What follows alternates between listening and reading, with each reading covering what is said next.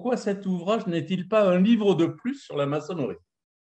J'ai donc voulu écrire un livre sur la franc-maçonnerie qui s'adresse à des profanes comme à des maçons, mais qui décrivent cette forme de sociabilité qui se crée et s'entretient dans les loges entre les francs-maçons en mobilisant les grandes notions, les grands concepts des sciences sociales, de la philosophie et quelques références culturelles ou scientifiques pour être obligé d'être précis dans les définitions et en même temps pour être compréhensible du plus grand nombre. Il me semble que faisant cela, par ailleurs, je propose aux francs-maçons une lecture un petit peu différente de celle qu'ils ont l'habitude d'avoir sur leur propre activité et que, de ce point de vue, cette lecture peut être stimulante pour leurs propres travaux. La franc-maçonnerie a tiré son identité de la notion de tolérance, puisque c'est à cause de guerres de religion que cette tolérance a créé d'une certaine manière l'identité de la maçonnerie. Dans quel domaine cette tolérance devrait-elle s'exercer aujourd'hui? Dans la diversité sexuelle, dans la diversité des religions, dans la diversité politique ou dans d'autres domaines? La notion de tolérance est au cœur de la démarche maçonnique. Et cependant, c'est une notion qui comporte un certain nombre de risques. Tolérer un point de vue, c'est parfois le considérer de façon un peu condescendante, ou ça peut être aussi avoir un risque de relativisme. Il me semble que la notion la plus importante, au-delà de la tolérance sur les idées, c'est le respect de la personne, le respect de la dignité de la personne. Et une opinion formulée n'est tolérable que dans la mesure et à la condition qu'elle respecte la dignité de la personne, le respect des autres et de soi-même. Autre fondement de la méthode maçonnique, c'est l'oralité.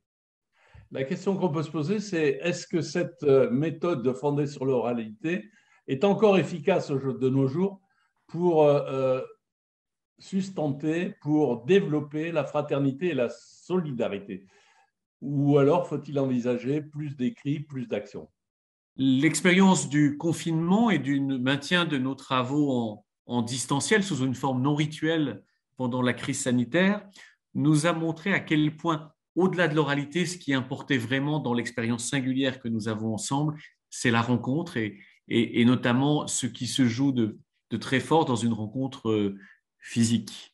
Euh, je pense qu'il est important de préserver la méthode maçonnique dans son rapport oral à la tradition. Je pense qu'il faut toujours privilégier la rencontre physique, mais que d'autres éléments doivent nourrir nos travaux, des lectures, la fréquentation des œuvres d'art, tout un tas de préoccupations de la vie profane et d'engagement dans la vie profane. Tout dans ce que nous faisons dans notre vie profane doit pouvoir nourrir nos travaux en loge, de même que beaucoup de ce que nous faisons en loge doit pouvoir dynamiser notre vie profane. Alors, il y a un principe fondamental pour le cheminement maçonnique, c'est l'assiduité.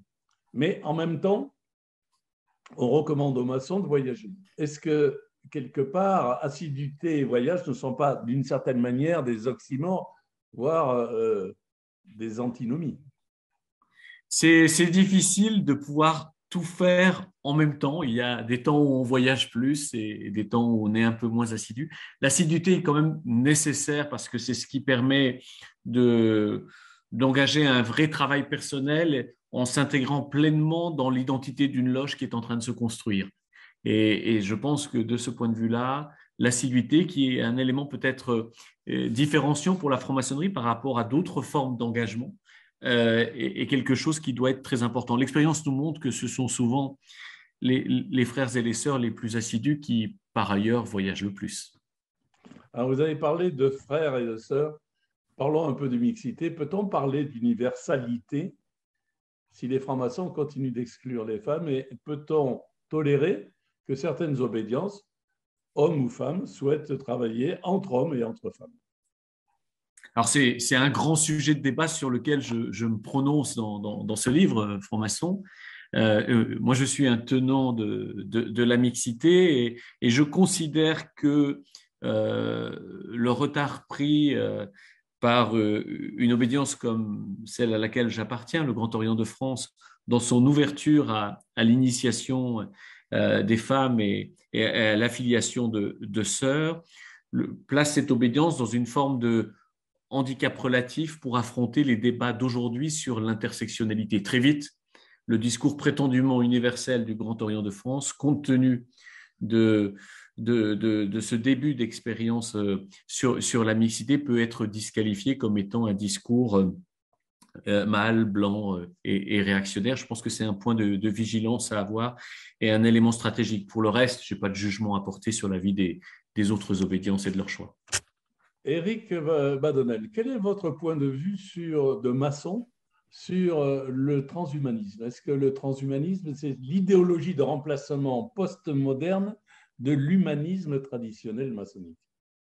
Oui, c'est un danger très important pour l'avenir de l'humanité, sur lequel le grand maître Christophe Abbas, qui a eu la gentillesse de préfacer mon livre franc-maçon, a beaucoup fait travailler l'obédience. Le progrès technique, oui, le renforcement de l'humanité grâce au progrès technologique, évidemment. La transformation de l'être humain avec la disqualification du corps, notamment à l'occasion de ces transformations. Attention, il est important de revaloriser notamment la chair, le lieu de cette rencontre avec l'autre, le lieu aussi du plaisir et de la vie qu'est la chair. Ma dernière question, c'est, je vais pas dire « et Dieu dans tout ça », comme le disait Jacques Chancel. Mais Éric, quelle est la question que je ne vous ai pas posée et que vous auriez aimé que je vous pose? Et Dieu dans tout ça, c'est une bonne question finalement. Ce qu'il y a de très fort dans la franc-maçonnerie, y compris dans la franc-maçonnerie libérale, c'est à la fois qu'elle développe une méthode de travail qui peut être utile pour la société en visant à créer un espace public de délibération laïcisé, libéré de toute autorité spirituelle, politique, académique, etc. Et en même temps, cela conduit chacun d'entre nous à travailler sur des textes de rituels, à rentrer dans une logique rigoureuse de travail sur des textes comme on pourrait le faire sur des textes religieux. Et comme ces rituels empruntent à différentes traditions philosophiques, culturelles, spirituelles, notamment occidentales, cela invite chacun à développer sa propre culture religieuse. Et il me semble que c'est peut-être paradoxal pour le grand public, mais pour les francs-maçons les plus engagés, cette alliance de laïcité et de spiritualité est quelque chose de particulièrement stimulant et intéressant pour comprendre le monde d'aujourd'hui.